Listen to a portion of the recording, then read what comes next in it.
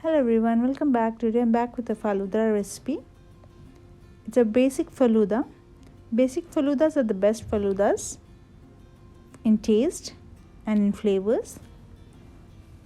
Now let's move on to the recipe. Before moving on, if you haven't subscribed to my channel, please don't forget to subscribe, like and share, and click the bell icon so that you don't miss out on the recipes posted. Now let's move on to the recipe. For that, I'll be taking 2 towel glasses, also called as the wine glass. The Falooda looks best in these type of glasses. It looks beautiful in these type of glasses. Add in vermicelli at the bottom. Vermicelli is boiled in water and drained and semi-freezed it. All my ingredients in this is semi-freezed, as by the time you indulge it, it'll be perfect. Add in the vermicelli at the bottom, around 2 tablespoons of vermicelli.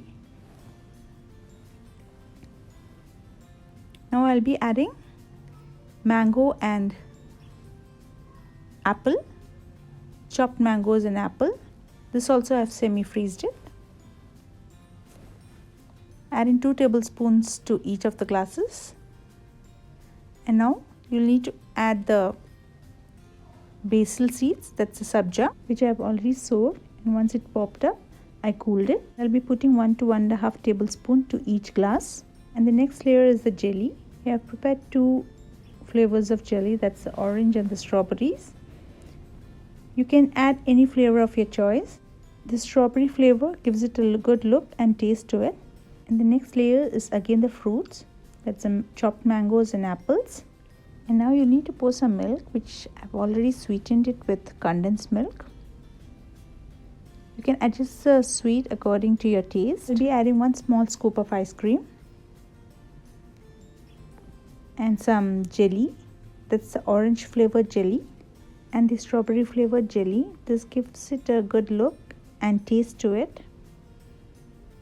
Since I've put the small scoop of ice cream, it has settled down, so I'll be adding 1 more scoop of ice cream and garnishing it with some fried cashews to give the extra crunch to it. The cashews are not only for garnishing, it gives in extra flavors, so don't miss out on the fried cashews.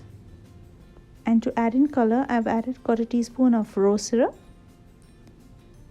and if you have cherries you can top it off, but since I don't have cherries, I'll be adding 1 small piece of red colored jelly to give it a look.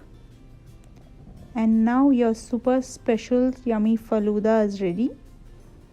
It's super easy to make at home.